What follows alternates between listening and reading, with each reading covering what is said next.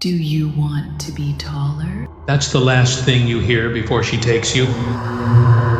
Not folklore, not a legend your grandmother told you. This is happening, right now, in Japan, to real people. Her name is Hachishakusama. She's 8 feet tall, and she doesn't stop asking until you say yes.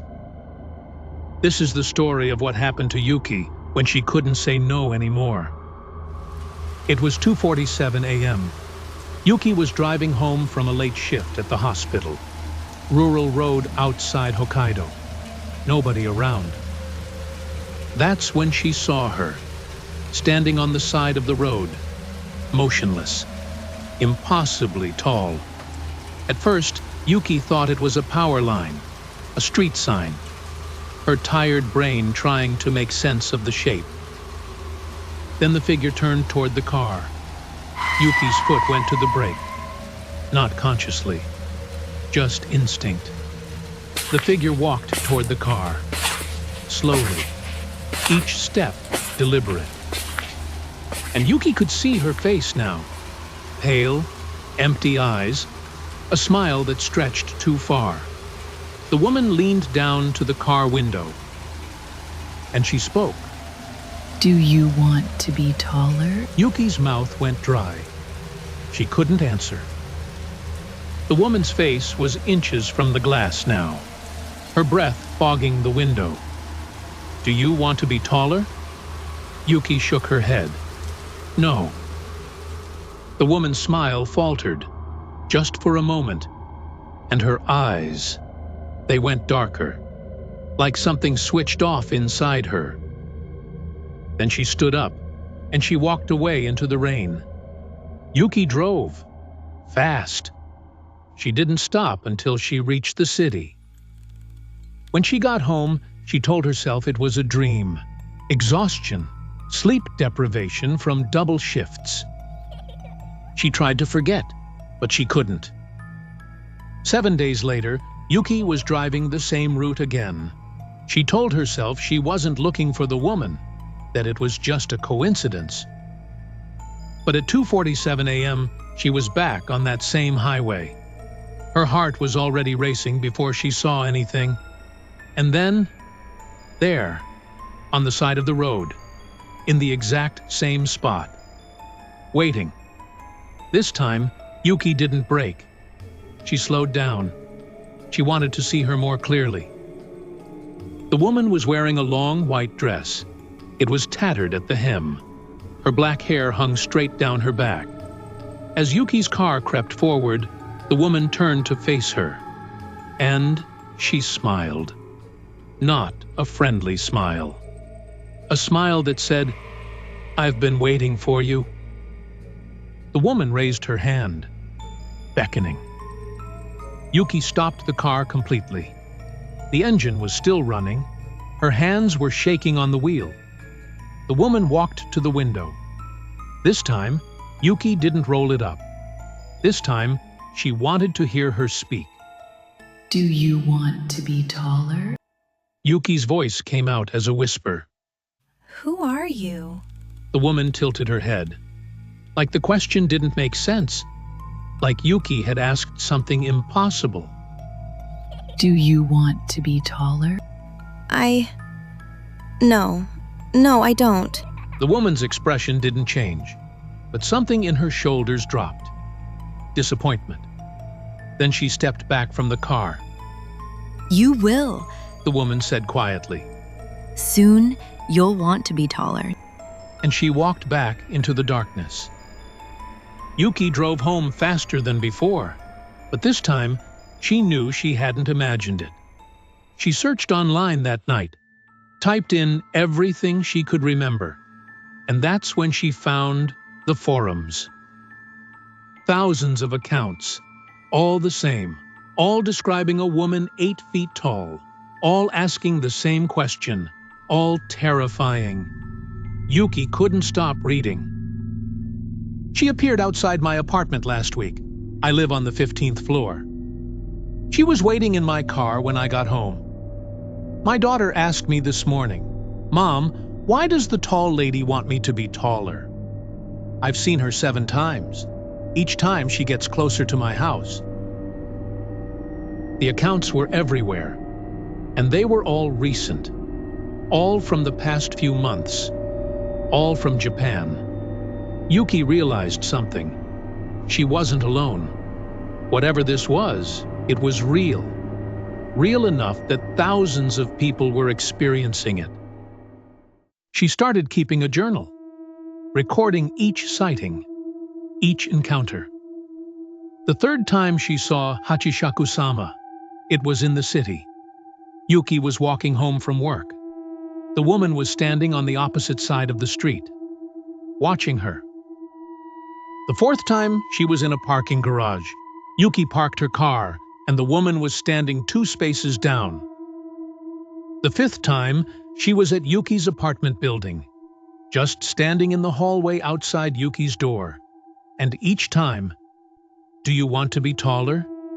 Each time, Yuki said no. But the refusals were getting quieter, weaker. Yuki started losing sleep. She'd lie awake, listening for footsteps in the hallway, for breathing outside her window. She called in sick to work. She couldn't focus, couldn't think about anything except the woman and the question.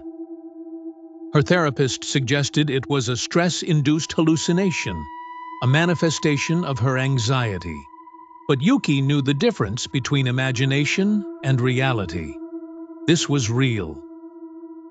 The 10th time, Yuki was on a train. She thought she'd be safe in a public space, surrounded by security cameras, witnesses. But at 2:47 a.m., always at 2:47 a.m., the train arrived at a station in the suburbs. Doors opened. Hachishakusama walked on. She was taller than the doorframe. She had to duck to enter. There were only 3 other people in the car. They didn't look up, didn't acknowledge her. It was like they couldn't see her.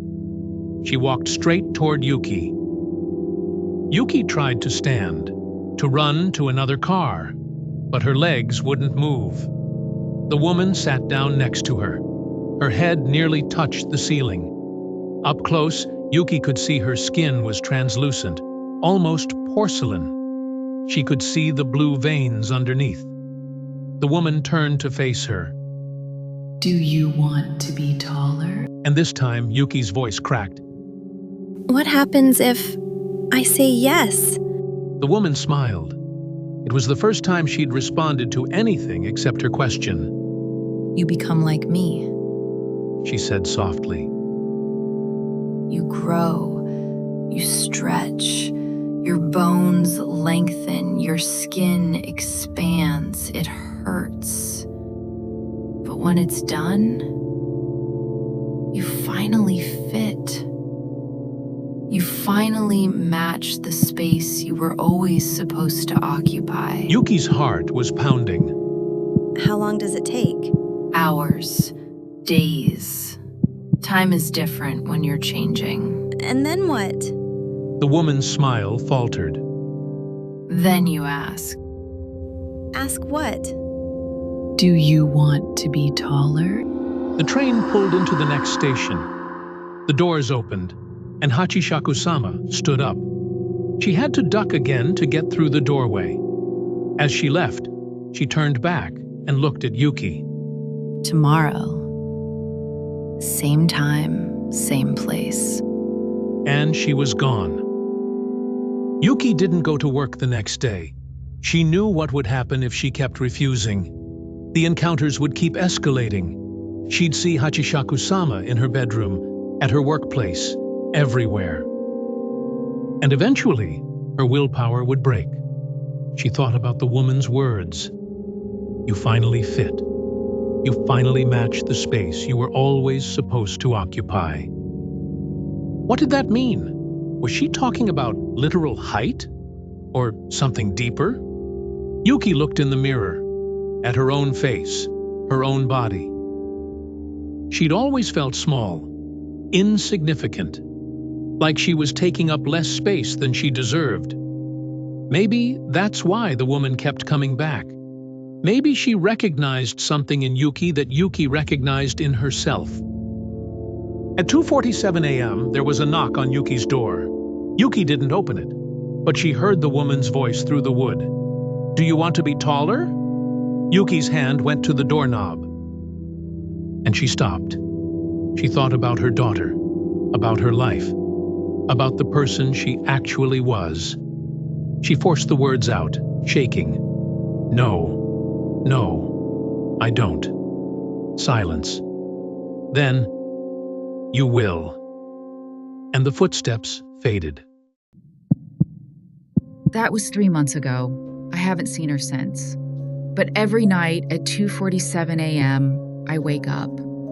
I don't know why, I just do, and I wait for the knock on my door. Some nights, I think about saying yes, about letting her take me, about finally becoming something larger than myself. But I don't, because I realize something. She doesn't actually want me to say yes.